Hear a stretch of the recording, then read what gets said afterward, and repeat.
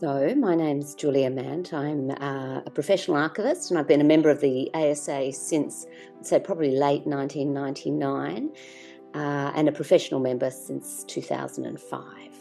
I guess archiving found me. I was in 1999. I was invited by Tranby Aboriginal College to help establish their archives in a new building.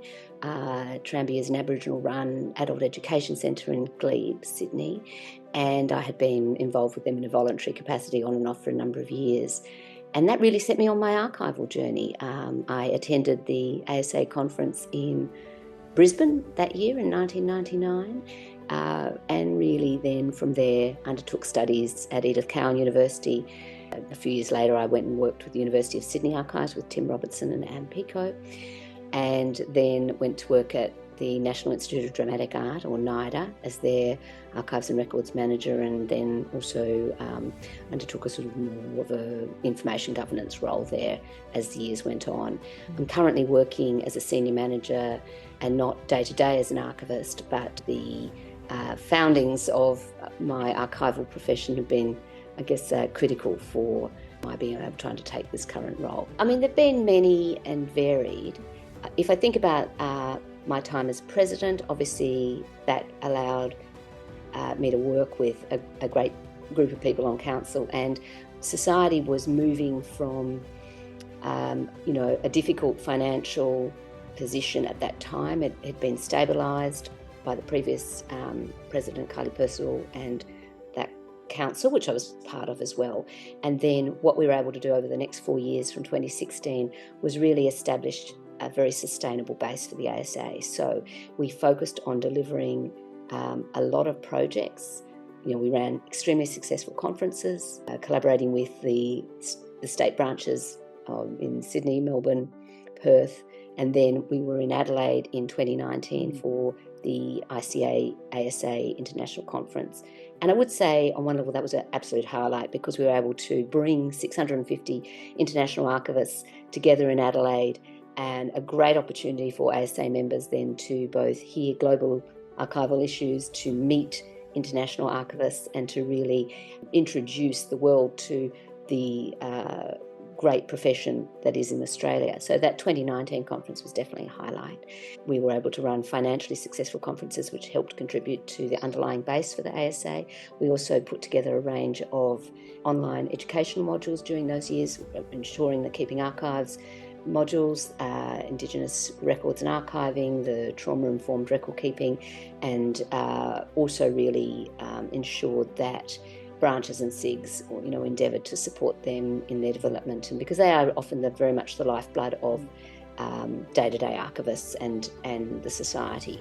I would take as a highlight, was not my time on council by any means, but certainly one that I've often referred to in my career, which was the 1997 position statement on archives and Aboriginal and Torres Strait Islander records, which has been critical in ensuring that the ASA, while not always successful, but nevertheless was positioned to support First Nations archivists and understand the challenges for researchers and First Nations researchers in accessing archives. The conferences are key, the advocacy is key, but much of the work that it does in setting what it means to be a professional archivist, particularly in Australia, it's been key. Keeping Archives is the single most important IP for the ASA in terms of its successful delivery over a number of editions, but also in its online presentation, the modules there.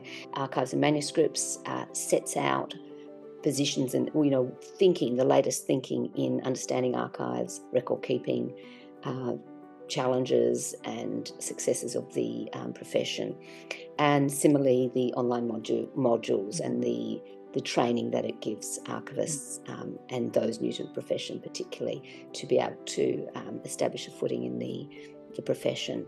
For me, the ASA has been, as I said, pivotal in my career. I don't think I would have developed the knowledge or the skills or the leadership, my management skills, and without the ASA.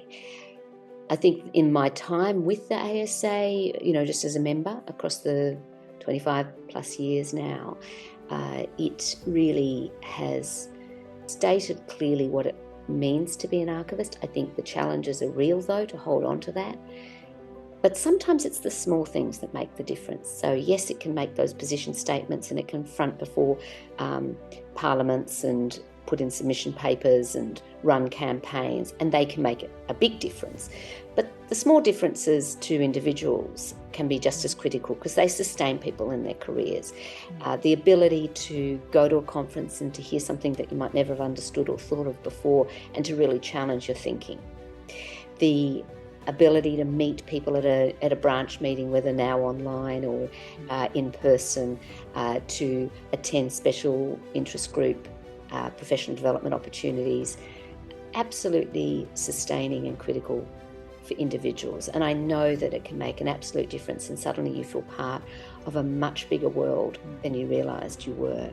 The connections with other like-minded professionals is just, have been wonderful. And presumably this is true of other professional associations, but I think they're critical for our small, 1,000 archivists that we have in Australia. Where would they be without the ASA? And the ASA would be nowhere without them either. I'm a great believer that archivists are an excellent resource for any organisation in any role, because they bring a view of an organisation that often nobody else has, and they're able to apply a critical eye to both and how the organisation works, the nature of the business processes, the information that it collects, practical sense, but also then the value of the organisation and its mission over time. So to my mind, archivists make excellent employees. Archiving is changing. You need to keep up with what is happening in the world of archiving, of information, of record keeping, of knowledge. In order to think ahead, you need to understand the digital, you need to understand what it means to be working with digital records, with data.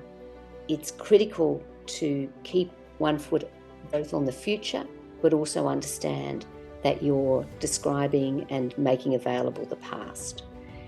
So for that reason, I think the ASA sometimes needs to think about what its educational mission is now. I'm not always seeing it on the front foot of these new areas, being willing to be flexible and to change, but also to ensure that the membership is in a position to take advantage of the opportunities. Australian archivists I've said it for many years, are in a perfect position to understand and support digital archives, the emergence of data. We work in large scale. We work across formats, we think strategically, we think practically, and we can make a real difference, whatever the future holds. But we do need to be in a position to understand what's ahead and to think critically about what we do and what it means to be an archivist in these more challenging times. But congratulations to the ASA, making 50 years. That's in itself an achievement. And I think it reflects the fact that the ASA has been prepared to both evolve and continue to be a sustainable society over the 50 years, notwithstanding the many challenges that have been thrown at it, and to continue to remember the value of its membership and really understand the diversity of people and views, and be willing to embrace change, but also hold dear the tenets that really make you different from another profession or another like-minded profession. So congratulations to the ASA.